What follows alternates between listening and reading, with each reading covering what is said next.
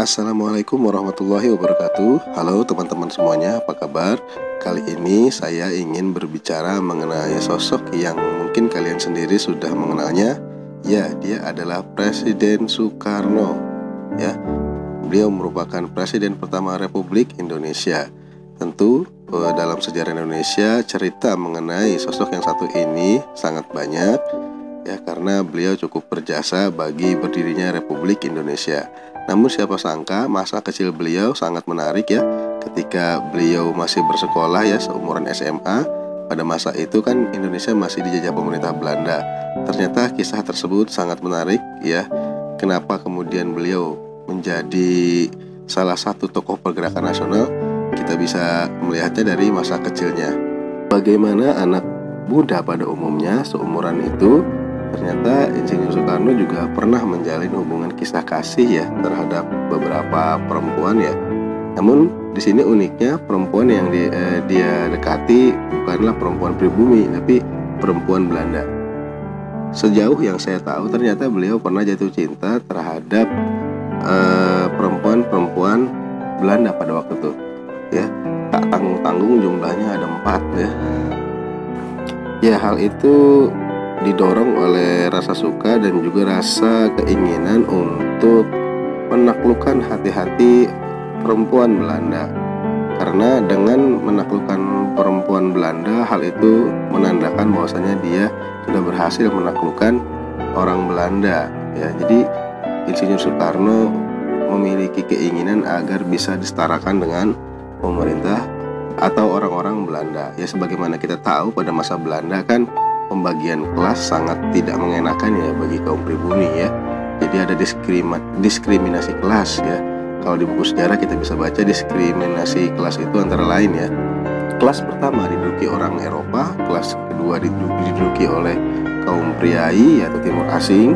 Kemudian yang kelas yang paling menyedihkan adalah diduduki oleh kaum pribumi.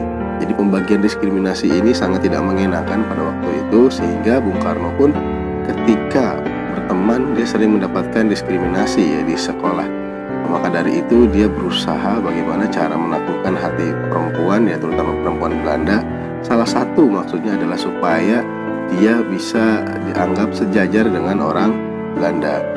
Ya, dalam buku Cindy Adam ya, biografi beliau ya, yang ditulis oleh seorang Amerika ya, Cindy Adam, beliau juga pernah mengungkapkan, menulis bahwasanya dia pernah memang menjalin hubungan kisah kasih dengan anak Belanda ya. Nah, antara lain ya ada Pauline Gobi di situ ya. Kemudian ada Laura, dan yang ketiga beliau sendiri mengatakan tidak ingat tapi berasal dari keluarga Rats ya.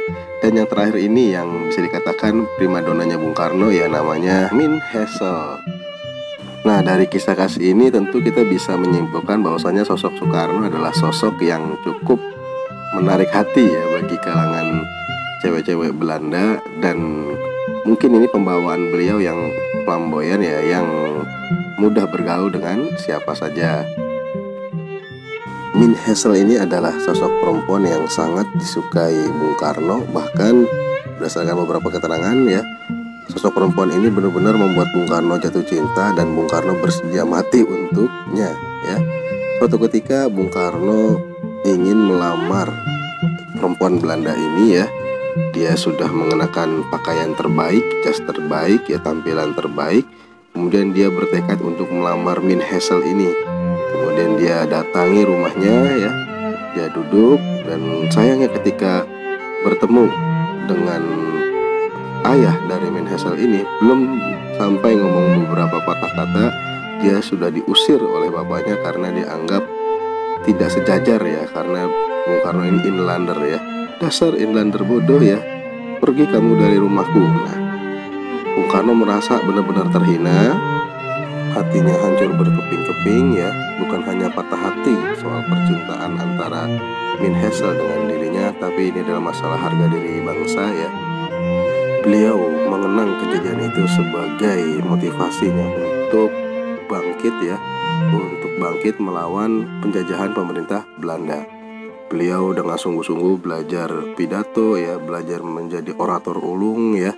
Meskipun kalau kita baca pengalamannya dia sering diketawakan oleh teman-temannya, tapi itu yang benar-benar berkesan di hatinya sehingga dia bertekad untuk menjadi seorang tokoh pergerakan, menjadi seorang pemimpin bangsa. Ya, jadi beda ya patah hatinya kita dengan patah hatinya Bung Karno. Kalau Bung Karno patah hatinya membuat bangkit bahkan jadi orang ya, jadi tokoh besar. Nah, kalau mungkin kita kalau patah hati ya nangis di pojokan mendengarkan lagu-lagu galau. Waktu terus berlalu, kemudian Bung Karno tumbuh menjadi tokoh pergerakan yang cukup disegani, cukup dikenal masyarakat. Pada tahun 1942, ketika beliau sedang berjalan-jalan di Jakarta, ada sosok perempuan ya yang menyapa beliau. Bung Karno kemudian terkejut, siapa ini yang menyapa gitu. Kemudian dia memperkenalkan diri bahwasanya perempuan itu adalah Min Hassel ya. Wah, Min Hassel ini kan sosok yang dulu dipuja-puja ya Bung Karno. Namun Bung Karno bingung ya dengan melihat perubahan fisiknya yang tidak seperti yang dulu yang dia kenal ya.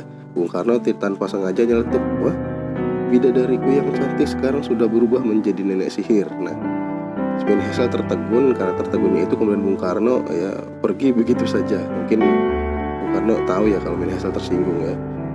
Kemudian dalam bukunya juga ya, dalam buku biografinya di buku Cindy Adam, dia mengatakan mungkin ini ya rahasia dibalik kerasnya hinaan dari bapaknya Min Hassel ya, sehingga membuat dia sakit hati dan dia baru menyadari di masa depan bahwasanya hinaan itu adalah anugerah baginya dan dia bersyukur ya tidak jadian sama Min Hassel ya. Dia bersyukur kepada Allah SWT, dia diusir dari bapaknya sehingga dia tidak jadian dengan Min Hassel. Ya, itulah sekilas ya kisah unik yang dialami oleh orang nomor 1 di Indonesia ya, Bung Karno. Semoga cerita ini bermanfaat, menginspirasi kita semuanya. Sekian, terima kasih. Assalamualaikum warahmatullahi wabarakatuh.